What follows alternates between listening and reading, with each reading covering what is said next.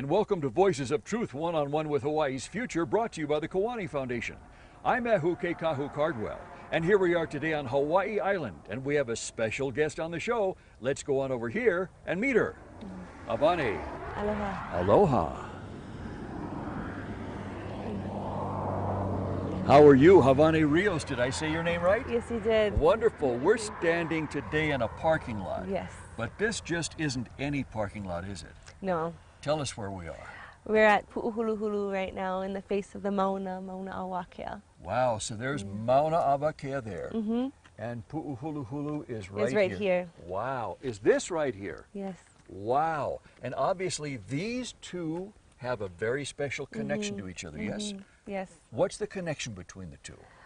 Well, in the old days, Pu'uhuluhulu was known because of all of the beautiful trees and the birds that would come over here. And so this is like a kipuka, like a place of refuge. And so when you look at all of the other pu'u, they don't look like this. This one's very unique. Yes. So much life still here.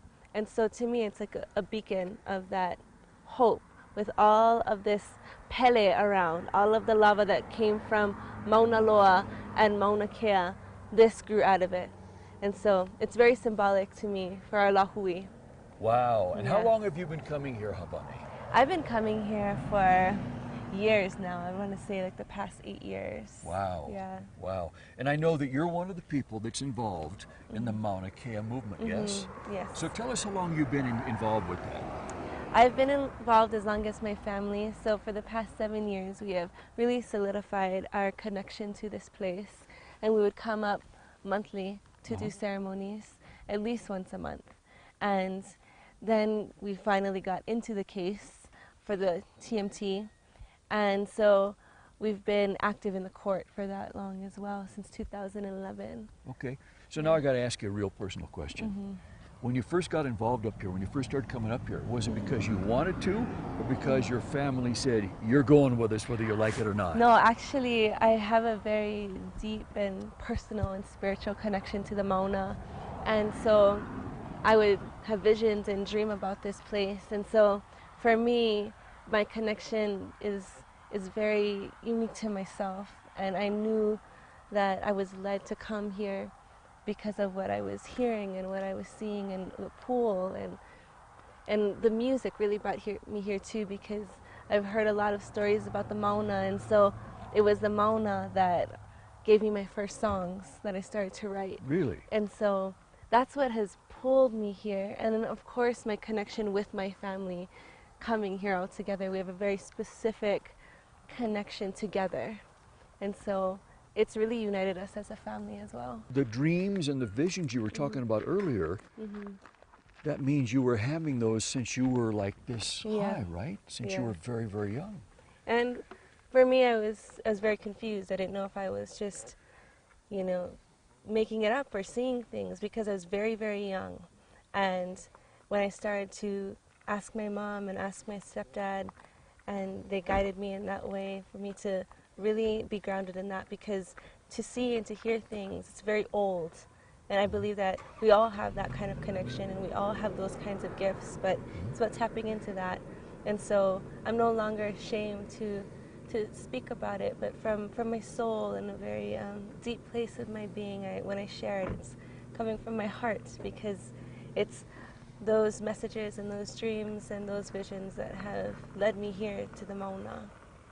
How long did it take, Hāwane, from when you first started to question yourself about it to the time when you went, now I know where these things are coming from? Well, because I was so young when I first started to really see and hear things and messages from the other realms, I got scared. And so I asked to not see that anymore, to not hear anymore. And so for a while in my life, I didn't really solidify that, and I had my own growth to do and my own learning. And it was coming to the Mauna on a regular basis that really helped me to ground deeply into myself as a native woman of this land.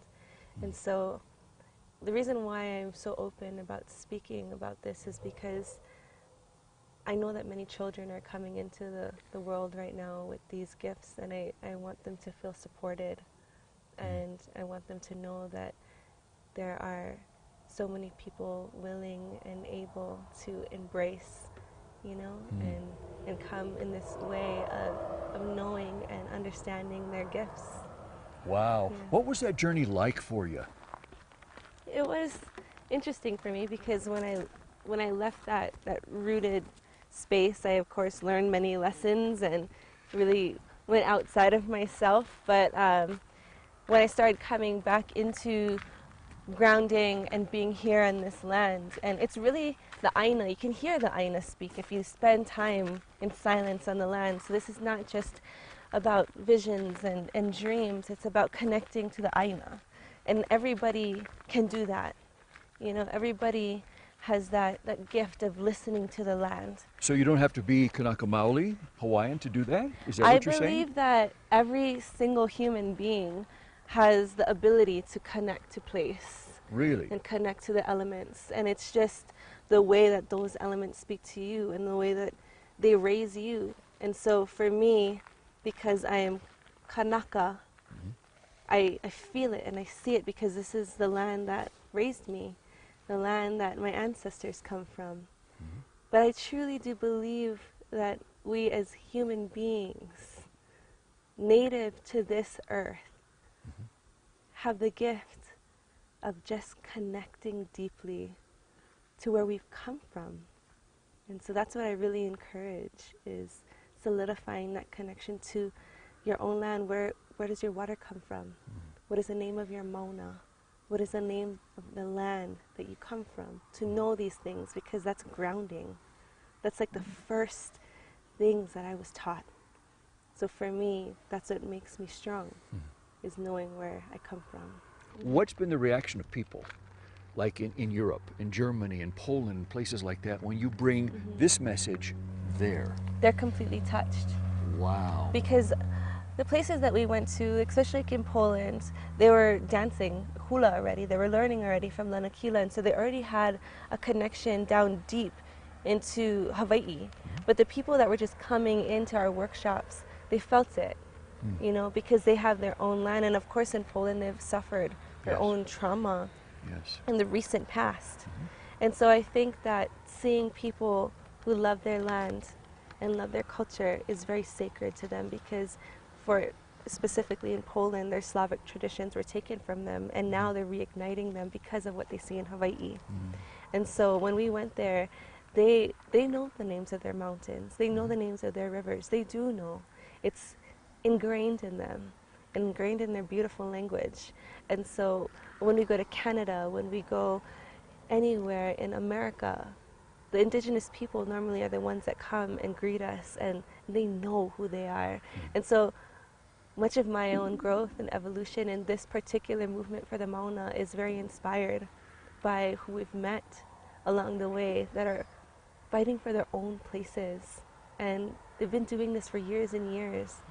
I'm just very young in this whole journey, but learning so much from the people around us, and you know, from the people that are supporting far and wide.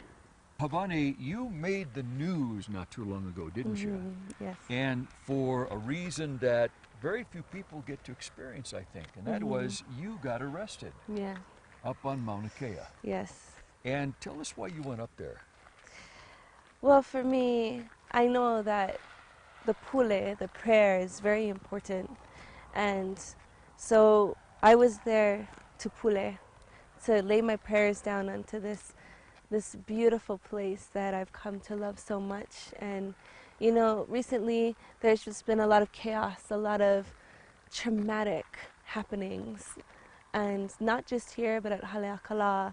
And so what I needed to do for myself was be in prayer and call in the different energies and the kupuna and get some guidance and do my part in that way. And so you're up there praying, and all of a sudden they showed up. Yep. And they brought the handcuffs out. Yeah, and you know, you can see it in the video that they didn't say anything. And, you know, so we were just under arrest. And we were still in Pule. And so I'm still getting... in prayer. Yeah, we're still in prayer. And they pried our hands apart. And that to me was very...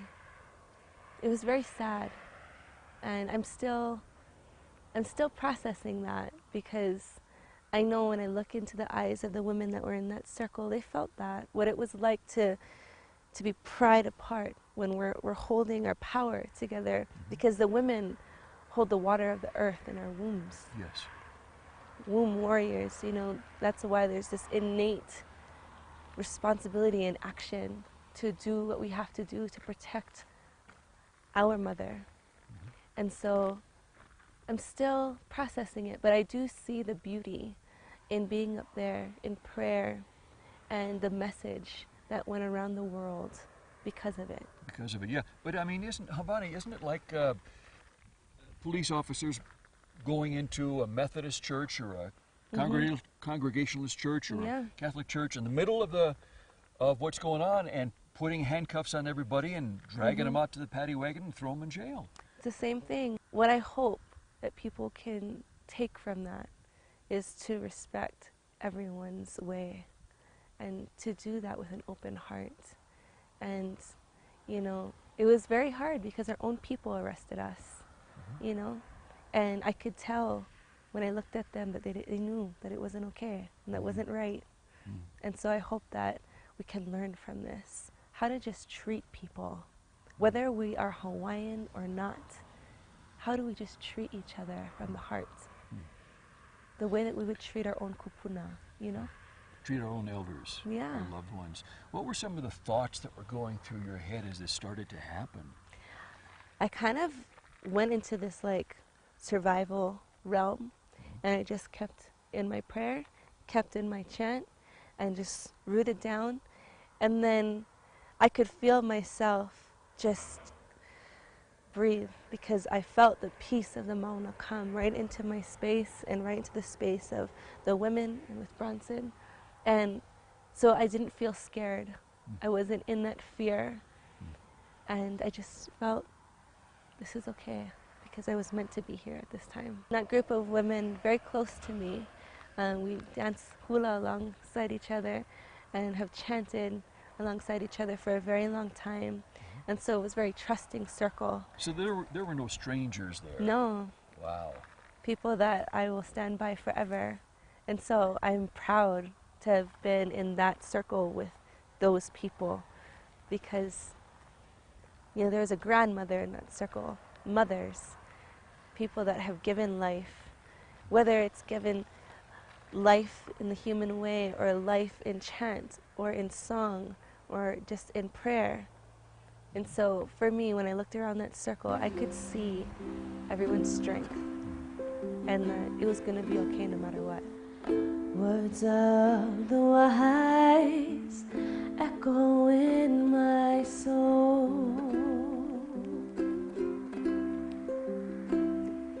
whispering, aloha is a firm commitment to pono. I keep singing ho'okahi ka umama, ho'okahi pu'uwai. Together we rise, together we rise.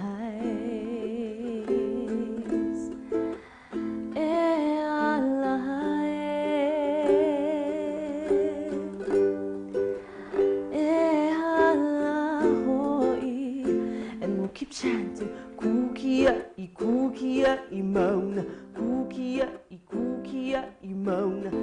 Hale makua,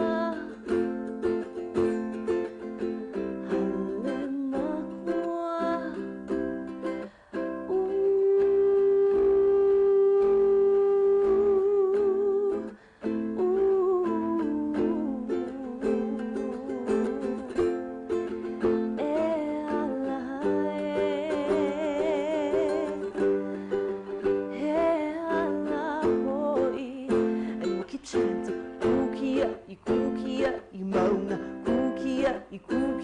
ki mauna e ku e ku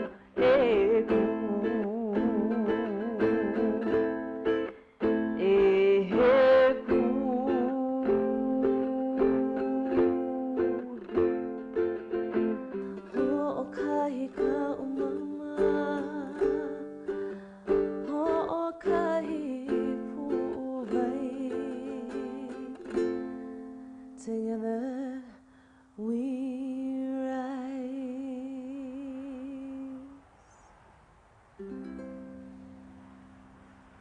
Hwanes, what is the message that Mauna Kea has for people outside of Hawaii?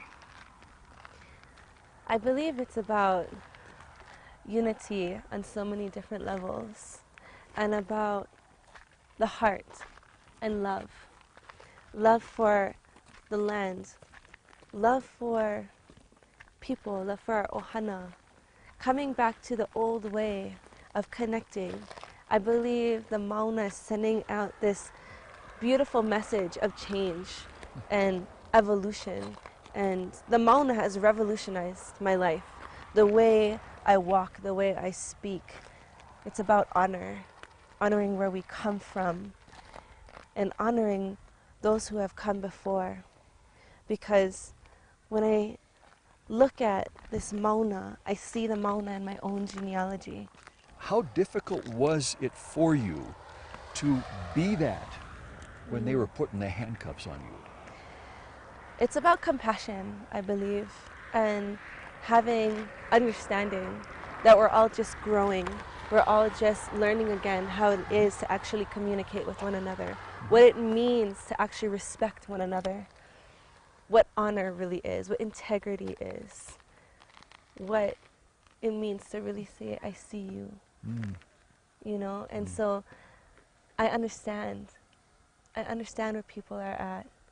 And there are, of course, moments when I get upset and I have to go and sing it out or chant it out or pray it out. But normally I chant it out because it's normal to have those feelings. It's okay to acknowledge them.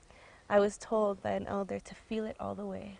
When you get angry, when you get mad, when you feel hurt, when you're sad, feel it all the way and then let it go. Because it's about what serves us, and anger and all of that judgment, it doesn't serve us when we are learning what it's like to be a community again. But it's about our own inner order and our inner learning. And that's why the kapu aloha is so sacred to me. And I didn't just learn that here. You know, in the beginning of my chanting life, my mom took me to a 24-hour vigil, and that's where she taught me kapu aloha. And So you were raised that way, weren't you? Yes. Wow. And I feel very blessed and very lucky to have had that in my life and to know what it means from a very young age. Because when we're young, we can accept things into our reality and into our space in a very open way. And so I really honor those who came before me that taught these beautiful things that keep us young ones grounded, because, you know, when we're a young fire, it's easy to go ablaze. But we need our old fires to help us. Yeah, to contain that fire maybe sometimes, huh? Yeah, to teach us that it's okay, you know? Yeah, yeah. We're okay. What I'm seeing that's unfolding just in this time is people rising, warriors rising of all colors, all nations. And it's not just in Hawaii. We're touching so many different issues, and we're learning how to work together. And so what I see now is global community happening. And in Hawaii in particular, I see inspiration. People are looking at this movement and feeling this Mauna in such a deep and profound way that what I see is healing. Healing for our people and healing for our land. And the Mauna is doing that for us. Wow. What would you like Hawaii to be like 100 years from now? I would like to see us respecting each other and respecting land, and for the leaders to actually do what they will say that they'll do. Because the way that I see a leader is I measure their greatness by how well they manage land and how well they listen to the people. So I hope to see people being heard. I hope to see the land being heard. Clean water, clean air, food with no GMOs, no geothermal. I want to see a deep healing and cleansing for Hawaii. And I know, the deepest soul, that can happen. Wow. You know, I hear Hawaiians talk a lot about the 7 generations, the 7 generations behind them, the one that we are right now, and the 7 generations ahead. And it seems to me, Hwanes, that this movement from Mauna Kea has awakened a lot of people, but not only in the present time, it's awakened generations yet to come. Yes. All those 7 generations ahead of us, yes? Yes. What is it like for you to be able to see that what you and others have done has helped that happen? To me, it's like the greatest service that we can be for the earth and for the next ones. And because I see in the next generations the kupuna in them, you know, the elders in them, the ancient wisdom in them. So I'm learning so much from our young ones. And that to me is so beautiful, that we can look to the next ones and say, thank you for teaching me. Sacred is the teacher. Wow. And they're coming in clear, you know. Wow, they're coming in clear. Yeah. The signal is clear, baby. Yeah. Yeah, great. So they don't have to be old to teach. They can be young to teach. Yes. It goes both ways, yeah? It's just by looking at these young ones, listening to them, coming in with wisdom, you know? Like my own sister, she's 15 now, but I can see in her the wisdom. And sometimes we just go back and forth in this conversation of how to be, how to connect again. And she teaches me so much. And so I think it's about humbling ourselves and listening to each other and really holding sacred our young ones, because they're gonna take this movement and they're gonna keep on raising it up and raising it up. Hwanes, what about the ones that just don't get it? The ones that don't see it, don't feel it, don't think any of this is really important?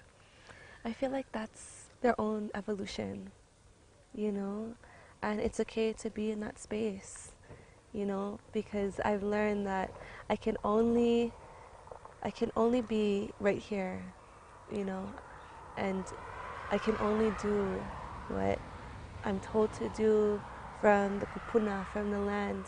And so it's up to them to evolve and to elevate and expand in their own way.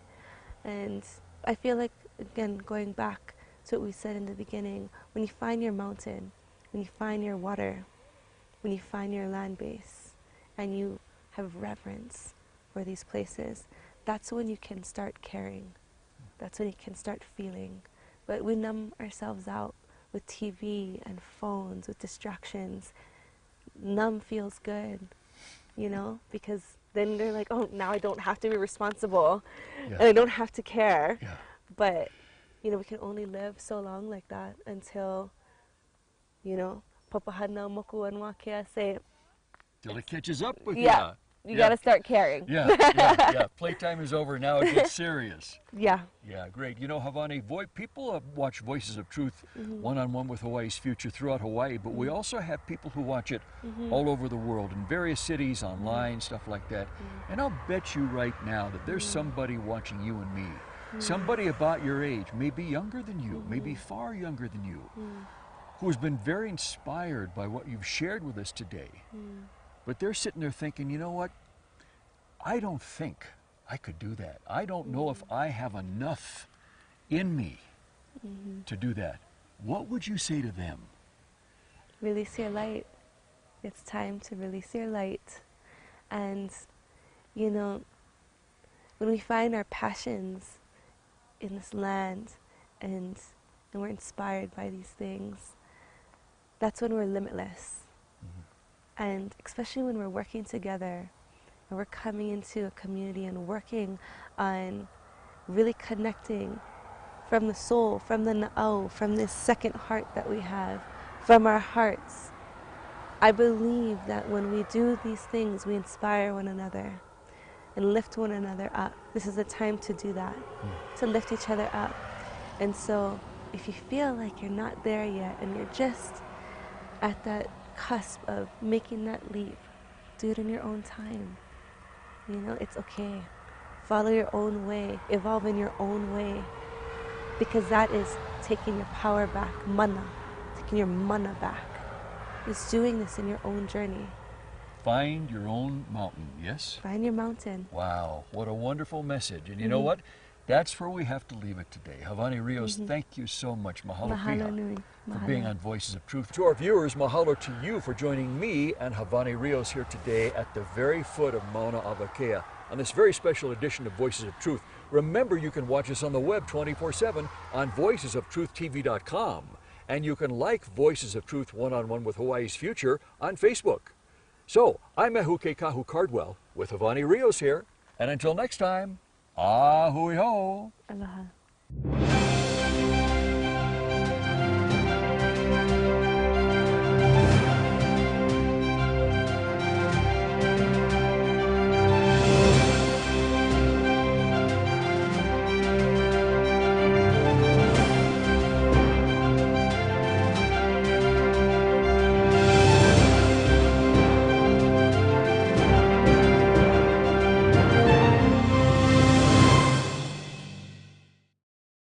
Mahalo for watching Voices of Truth One-on-One with Hawaii's Future. Watch us on the web 24/7 at voicesoftruthtv.com.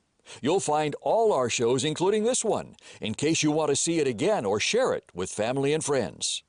Also view our weekly video commentaries at freehawaiitv.com. And check out our blog, published daily, at freehawaii.info. It's all part of the Free Hawaii Broadcasting Network.